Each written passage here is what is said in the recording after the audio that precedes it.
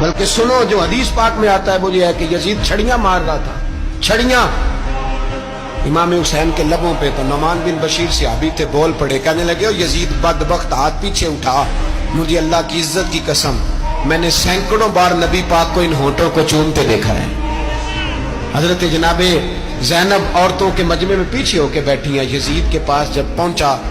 لشکر تو یزید کہنے لگا دیکھو اللہ نے مجھے عزت دی اور میرے مخالفوں کا کیا حال ہوا،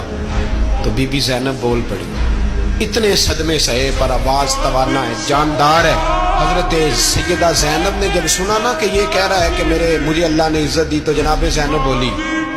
نعمان بن بشیر کہتے ہیں بی بی بولی، اتنے صدمے ہیں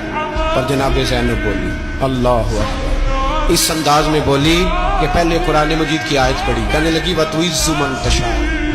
وَتُذِلُّ مَن تَشَاءُ بِيَدِكَ الْخَيْرُ إِنَّكَ عَلَىٰ كُلِّ شَيْءٍ قَدِيرٌ، اور پھر کہنے لگی یزید تو بکتا ہے، کہتا ہے کہ تو عزت والا ہو گیا، یہ تیری حکومت ہے، 4 دن گزرنے دے، تجھ پہ کوئی لعنت بھی نہیں برسائے گا، اور میرے بھائی کا قیامت تک ممبروں میں اور خطبوں میں ذکر ہوا کرے گا، وقت گزرنے دے۔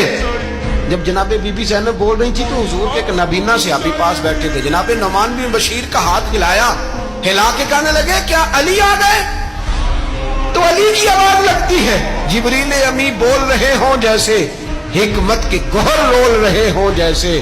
دربار دمشق میں بی بی زینب کا خطاب، منبر پہ علی بول رہے ہوں جیسے۔ میرے بھائی بس کربلا والا قافلہ تو مدینے پہنچ گیا، 3 سال یزید نے حکومت کی، شرابیں عام ہو گئی، مکے پہ حملہ ہوا، خانہ کعبہ کا غلاف جلا، مدینے پہ اس نے حملہ کیا، 3 دن مسجد نبوی میں اس نے گھوڑے باندھے، مسجد نبوی میں صحابہ کو نکال کے اپنا اس نے امام مقرر کیا، لیکن پھر امت نے اسے قبول نہ کیا، پھر وہ رسوا ہوا اور آج تک وہ رسوا ہے، لیکن امام حسین کا نام کل بھی زندہ تھا اور آج بھی